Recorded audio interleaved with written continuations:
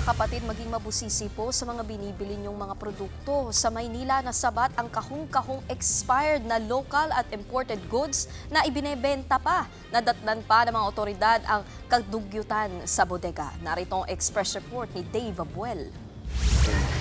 Patong-patong pa ang mga tinitindang produktong yan sa isang bodega sa Quiapo, Maynila nang puntahan ng mga pulis. Nabistong expired na ang mga ito sa test buy ng Manila Police District Special Mayor's Reaction Team.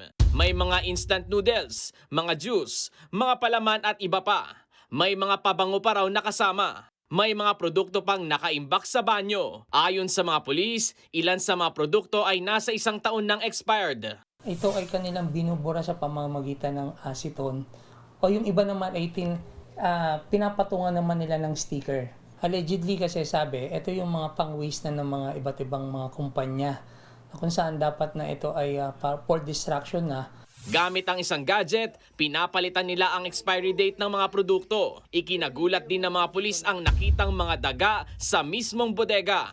2 babaeng tindera ang inaresto. Dinakip din ang 3 lalaking nasa bodega, kabilang ang sinasabing helper at taga-tamper. Iprinisinta sila mismo sa Talk to the People ni Manila Mayor Isko Moreno sa Facebook.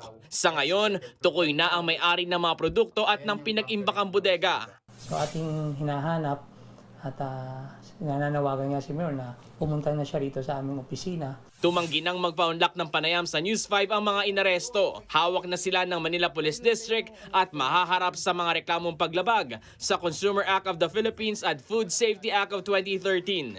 Nagbabalita mula sa Frontline, Dave Abuel, News 5. Mga kapatid, Nikki de Guzman po. Para sa pasada ng mga rumaratsyadang balita, mag-follow at mag-subscribe na sa social media pages ng News 5.